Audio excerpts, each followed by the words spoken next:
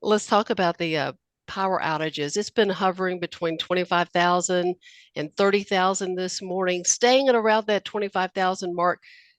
What happened? How much Well, damage are you seeing overnight? yeah, so let me just come back to the beginning. Obviously, we're coming off some pretty severe storms last weekend, and we had yesterday afternoon, we were down to about 600 of the individuals out of 122,000 left to restore. Yesterday afternoon, we had a pretty severe line of thunderstorms come through that caused some damage in the southeastern part of the county that peaked our outages at about 16,000. We were able to get about 7 to 8,000 of those customers restored relatively quickly, and then we got hit overnight with another what I'll call supercell thunderstorm that blew through very quickly. It's concentrated in the southeast part of Memphis, Germantown, and into Collierville, and then there's some along the 6440 corridor, some pretty significant damage as well. So again, it's supercell thunderstorms causing wind gusts in excess of 60 miles an hour. And anytime those wind gusts get up above 60 and they hit the trees, which are in full bloom, obviously at this time of year, it acts like a sail, takes many of those trees down and brings our electrical infrastructure with it. The good news is that I have a full complement of my repair crews who are, number one, they're tired from working all week, but number two, we have a heck of a lot of contracted resources here. So we're keeping them here to help us with this restoration, and we're going to keep working until we get everybody back on. Let's talk about that situation in Collierville on Houston Levee Road where we Sure. have the power lines down. It's dramatic to see. It's got to be dramatic to work with. What kind of time frame to get that restored? I'll have a better estimate a little bit this morning, but depending on the severity of the damage, we're going to have to reset poles. First of all, we have to cut the trees away from the power lines, de-energized. So that can take the better part of a day to get that done. And then we have to reset the infrastructure, rehang all of the wires. So I'll have a better idea how long that will be once we get through the trees, and we can determine how long it's going to take to get that primary wire back up. Typically, if it's a main line and we can get that back up, we can do that relatively quickly.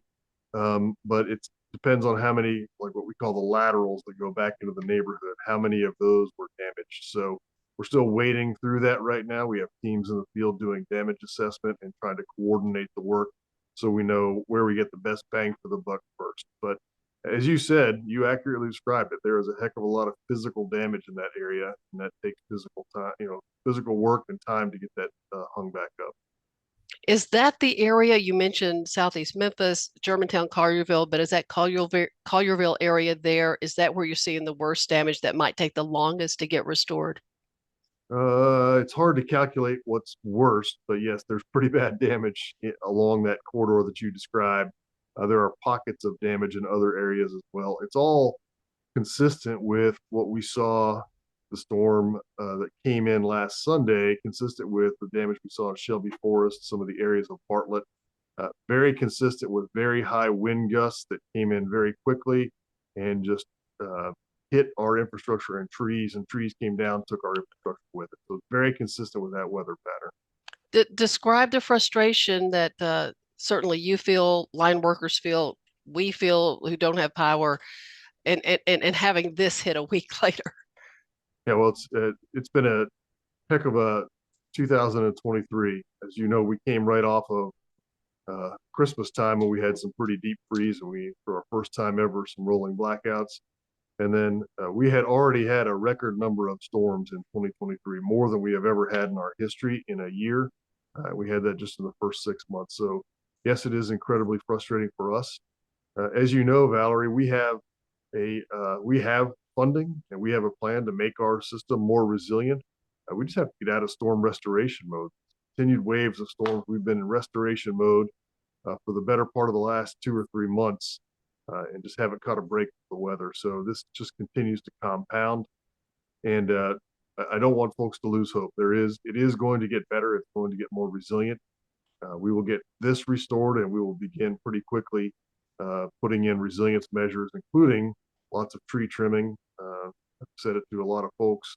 Our board of directors just approved $200 million over 5 years to get us back on a 3 year cutting cycle. We are way behind.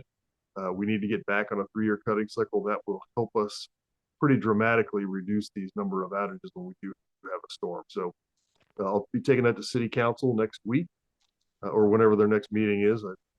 Quite frankly, I'm not sure what day it is right now, but whatever their next meeting is, to get them to approve that so I can get these tree trimming contractors out there and working for us, for all of us. So you're right. I understand our customers are frustrated. Our team is frustrated.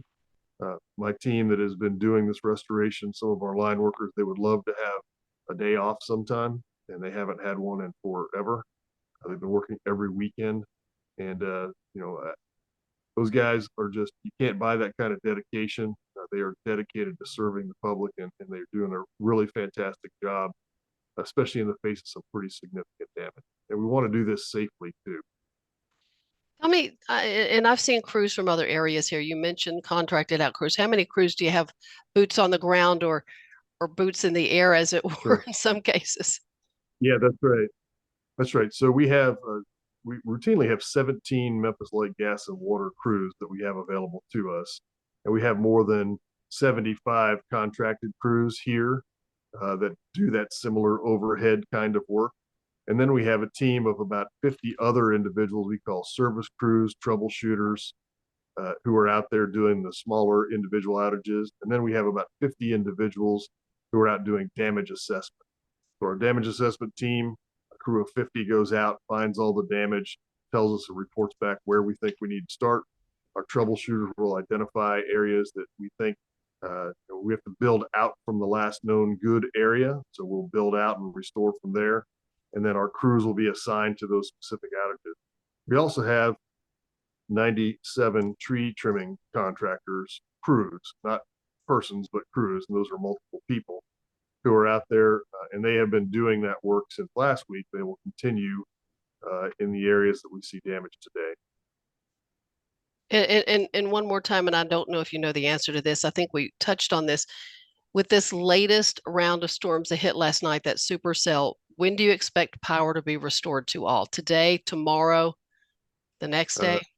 yeah, I can't give you a good answer on that right now because our team is still working on what we call the estimated time of restoration, and right now they're still doing the evaluation phase. So I would expect where it's hardest hit, if you see a lot of trees and lines down, that could be a several day restoration. That's the best I have for you right now, Valerie. I'm not trying to not give you an answer. I just, if I gave you a specific time, it would be wrong until I have a little more information. We appreciate you talking to us, Doug. I know you're busy and the crew is busy, but Sure. we appreciate what you're doing, and we'll share this with our viewers. Thank you. Thank you. I appreciate it, Valerie. Thanks.